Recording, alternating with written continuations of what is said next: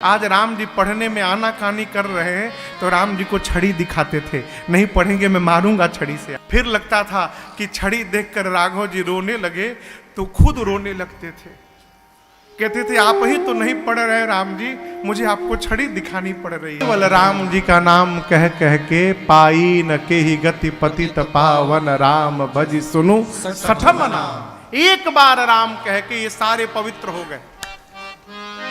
ऐसे भगवान ने निषाद राजगुह को हृदय से लगाया है? उनसे पवित्र कौन है वो संसार में। भरत जी ने पूछा निषाद जी से आप कैसे हैं।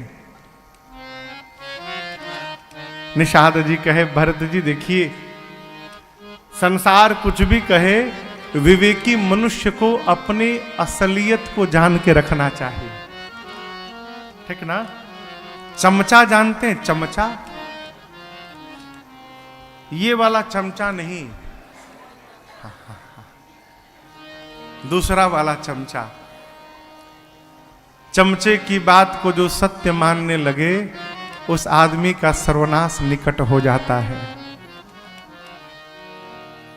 हमारे महाराज श्री कहते बेटा, अयोग्य व्यक्ति की योग्यता की प्रशंसा उसकी हत्या के बराबर है।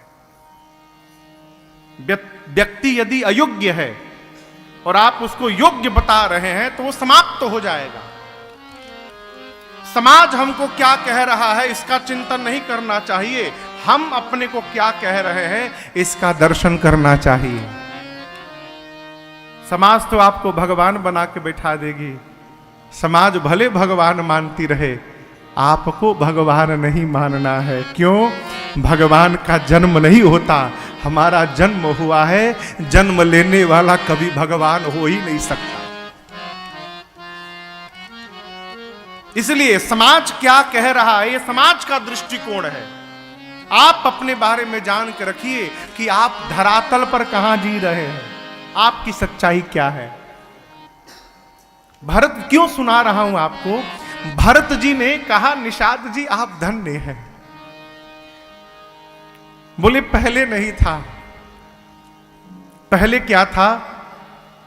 कपटी कायर कुमति कुजाती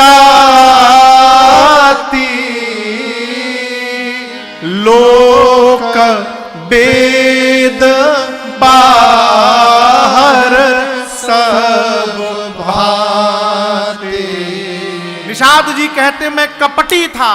ये बहुत बड़ी बात है, ये जान लेना कि हम जो दिख रहे हैं वो है नहीं, यही कपट है। कपट क्या है? मुखौटा कपट है। हम जो दिखाई दे रहे हैं नहीं, जो है दिखाई नहीं दे रहे, ये कपट है।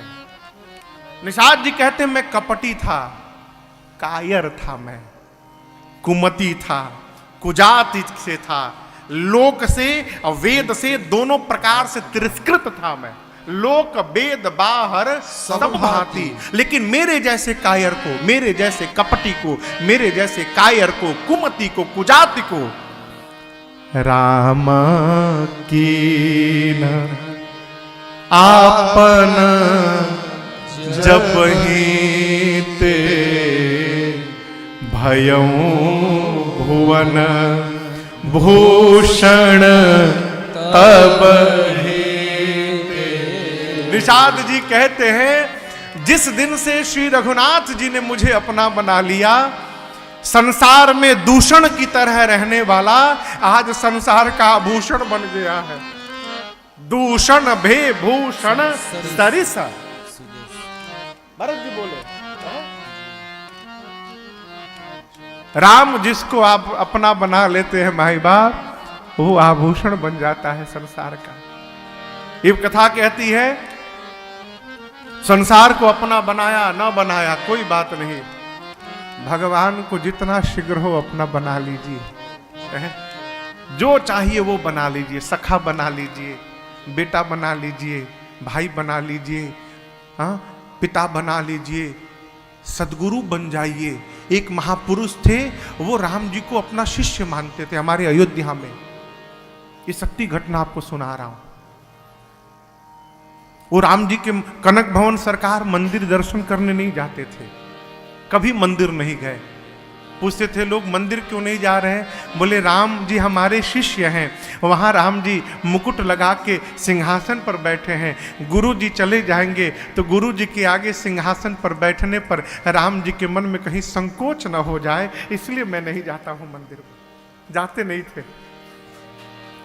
उनके आश्रम में एक कुटिया थी, कमरा था, कमरे के भीतर राम जी की फोटो लगाए थे।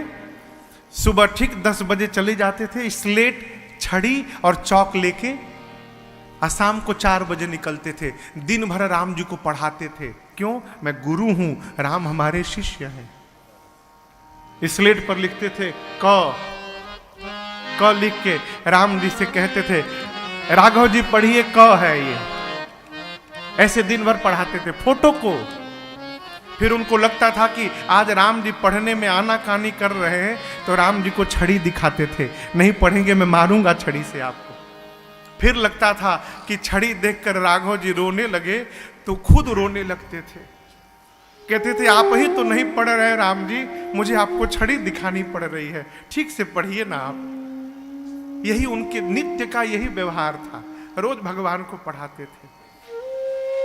एक दिन अयोध्या के कुछ महात्मा बोले तुम नकली साधु हो, ये कौन सा साधु जो भगवान का दर्शन न करे?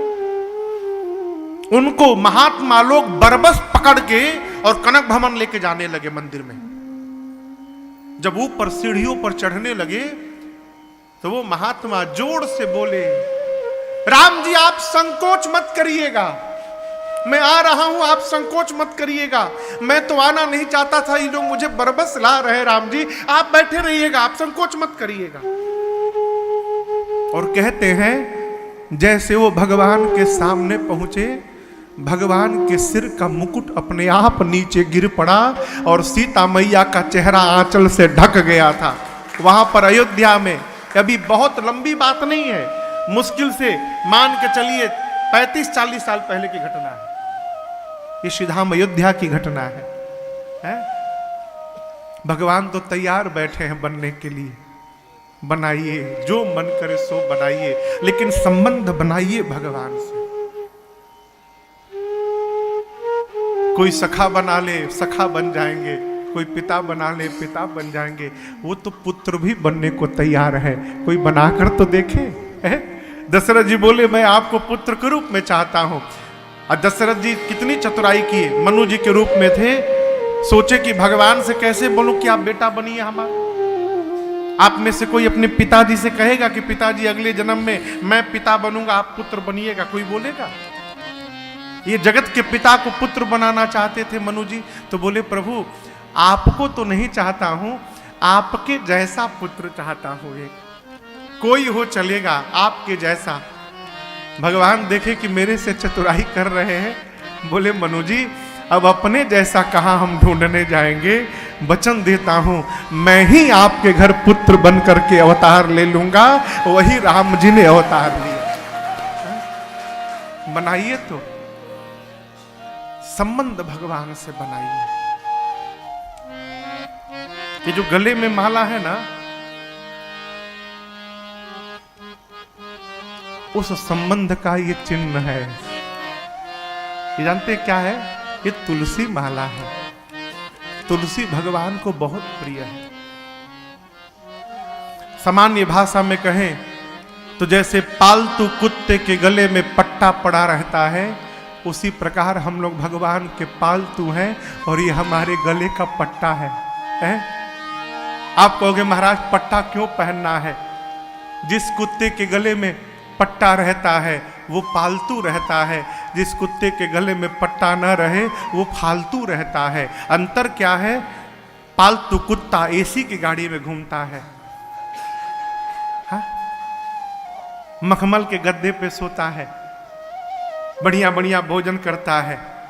और जो फालतू है वो केवल डंडा खाता है, जहां जाता है वहीं डंडा डंडा खाता है। पट्टा लगा के यदि पालतू बन जाएंगे तो जहां रहेंगे चकाचक आनंद होता रहेगा। अब पालतू नहीं रहेंगे, फालतू बनेंगे तो माया का डंडा पड़ता रहेगा जहां भी रहेंगे।